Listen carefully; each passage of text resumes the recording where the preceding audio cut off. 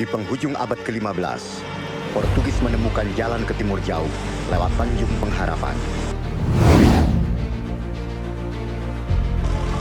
Kesultanan Aceh direbut. Banyak yang berpendapat bahwa perlawanan penjajahan yang terjadi di kawasan Asia tidak ada sangkut pautnya dengan Utsmaniyah.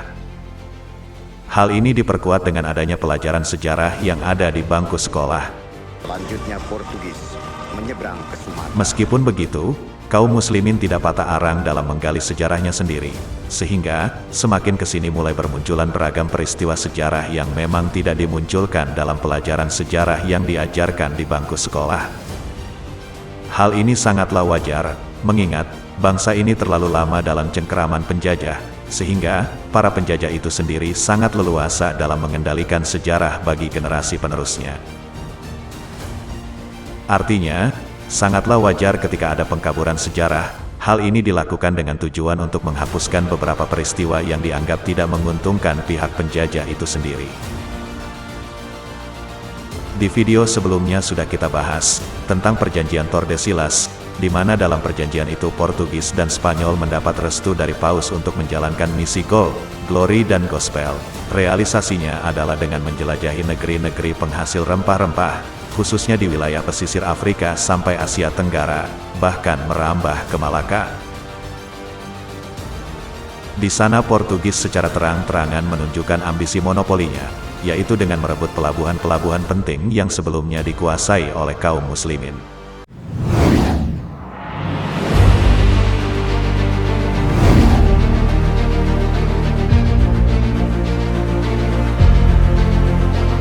Niat busuk Portugis untuk menjajah wilayah Nusantara, tentu menimbulkan reaksi keras dari kalangan kaum muslimin, khususnya di Samudra Hindia. Reaksi ini juga termasuk dari sang Khalifah Utsmaniyah, yang menjadi pelindung kaum muslimin seluruh dunia.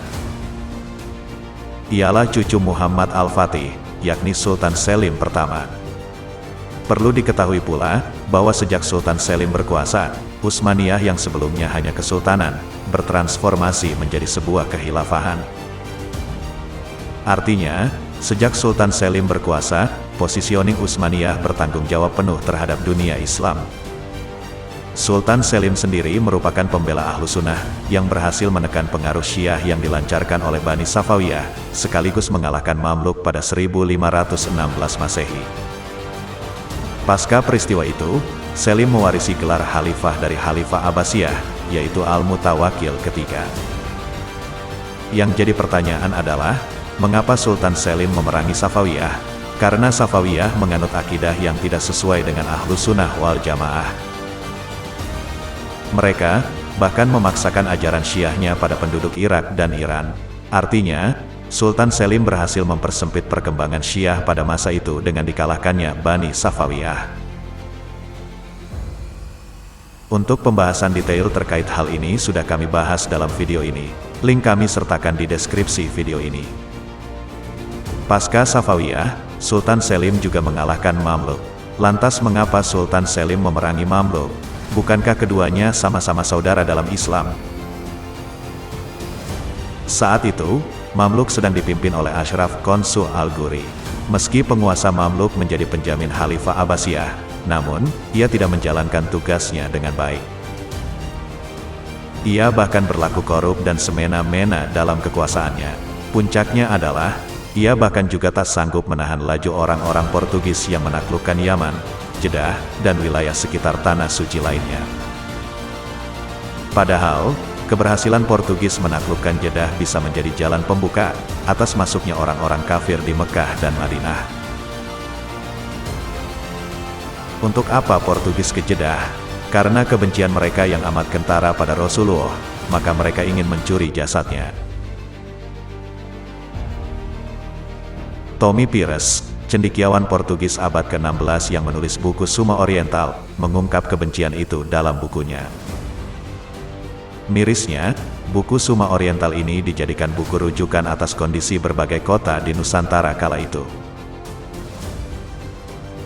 Dalam mukodimah buku yang sebenarnya dipersembahkan bagi Raja Portugis itu, ia menulis banyak cacian untuk Rasulullah.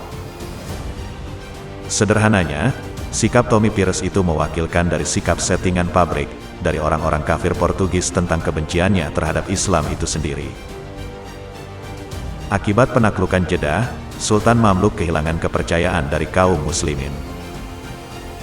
Inilah yang memicu Sultan Selim segera ke Kairo dan menaklukkan Mamluk. Sebab, Sultan Selim melihat Kairo sebagai kota yang strategis untuk melebarkan kekuasaan Utsmaniyah ke Jazirah Arab, Samudra Hindia, hingga India dan bahkan sampai Nusantara. Hal ini dilakukannya sebagai wujud tanggung jawabnya sebagai khalifah kaum muslimin sedunia dan sebagai representasi pelayan dua tanah suci, sehingga menguasai Kairo tentu adalah sebuah kata kunci yang harus dilakukan oleh Utsmaniyah. Kesadaran Sultan Selim terhadap kondisi geopolitik Samudra Hindia saat itu sudah sangat cemerlang sekali. Kita bisa melihatnya dari berbagai jaringan yang diciptakannya dengan sultan-sultan yang ada di Samudra Hindia dan Nusantara, seperti Sultan Malik Ayas yang berkuasa di Diu, dan Sultan Muzaffar Shah dari Gujarat. Dua sultan dari India ini adalah dua dari banyak sultan yang ikut serta membaiat Selim sebagai khalifah umat Islam.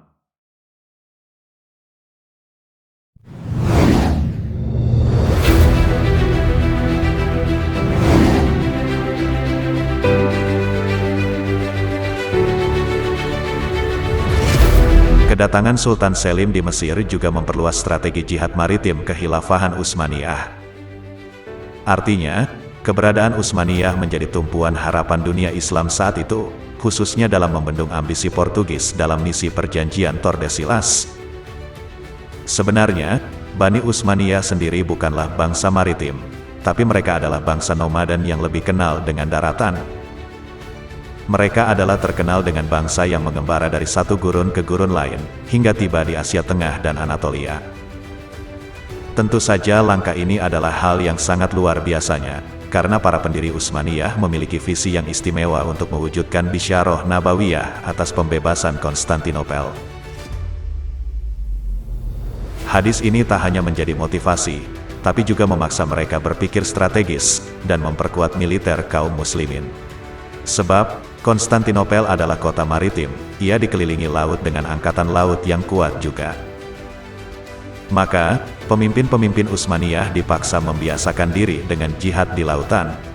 Karena seharusnya, lautan itu bukanlah penjara dan ujung dunia. Lautan adalah jalan menyebarkan Islam ke wilayah-wilayah lain. Bagi para pemimpin Utsmaniyah, pemikiran ini terus bergelora pasca pembebasan Konstantinopel, termasuk ketika mengambil tanggung jawab menjadi pemimpin umat, dan menghalangi siapapun yang menista dan melemahkan umat Islam. Penaklukan Kairo secara otomatis membuka dua front peperangan lautan, yakni front Laut Mediterania dan front Samudra Hindia, yang terus membentang hingga Nusantara. Selim pertama membangun aliansi dan jaringan dengan penguasa-penguasa Muslim, untuk melawan dominasi Portugis di Samudra Hindia. Sultan Selim bahkan juga mengirim janji politik pada mereka, sebagaimana yang disampaikan pada Sultan Diu dan Gujarat. 20 kapal yang sebelumnya dibangun orang Sirkasia atau Mamluk, saat ini sudah berada di Jeddah, dan Yang Mulia Khalifah, maksudnya Sultan Selim, sudah memerintahkan pembangunan 50 kapal lagi. Insya Allah, dengan pasukan yang tak terhitung jumlahnya, dia akan segera memukul mundur para pembuat onar yang berbahaya ini, maksudnya Portugis, menuju takdir kegelapan.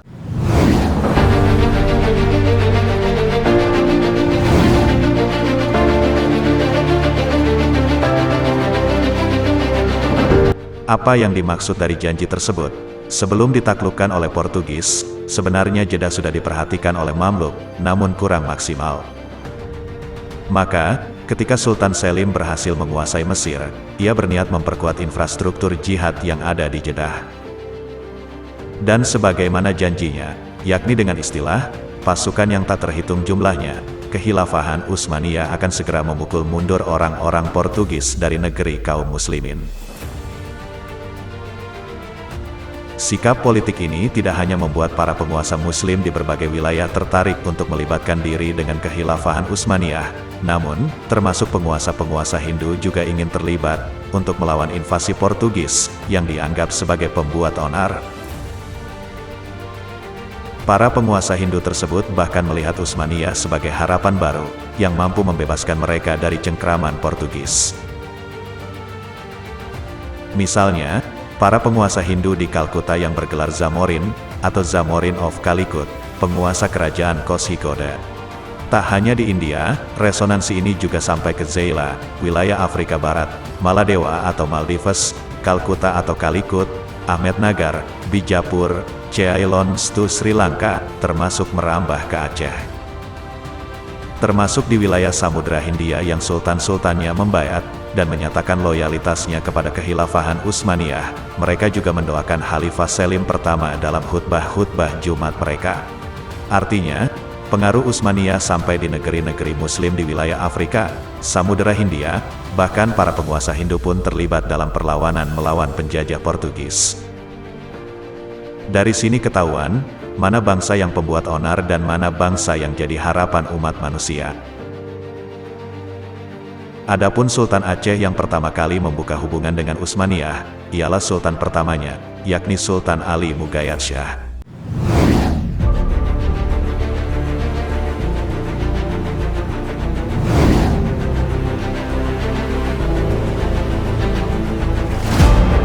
Nama beliau bahkan juga disebut-sebut oleh murid Ibnu Hajar al-Haytami, yakni Syekh Zainuddin al-Malibari, yang menulis kitab Tarikh Tuhfatul Mujahidin fi Ba'at Akhbar al-Burtugaliyin.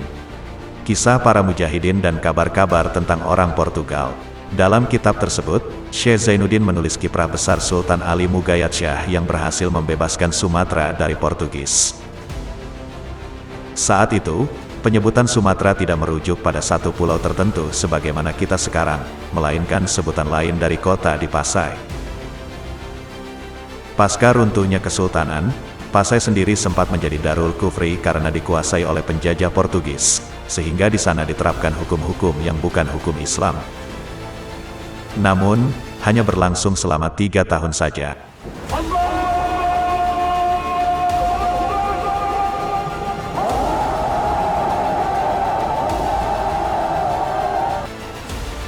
Pada 1520, Sultan Ali Mugayyad Shah kembali membebaskan Pasai dan menjadikannya sebagai Darul Islam. Di nisannya, kita bisa melihat salah satu gelarnya, yakni Al-Ghozi fi Al-Bari wal Bahri Yansyuruhullah, atau Ghozi yang berperang di darat dan laut, dan Allah memenangkannya. Dari sini kita juga bisa melihat bahwa ternyata Sultan Ali Mugayyad Shah juga digelari sebagai Ghozi, gelar yang sangat identik dengan kekhilafahan Utsmaniyah. Inilah pengaturan urusan umat yang diinisiasi oleh Selim pertama sebagai seorang khalifah kaum muslimin. Ia membangun hubungan dengan sultan-sultan yang ada di Samudra Hindia, bahkan resonansi kekuasaan dan jihadnya itu terdengar sampai Sumatera, dan menginspirasi Sultan Ali Mugayyad Shah untuk membebaskan kembali Pasai dari penjajah Portugis.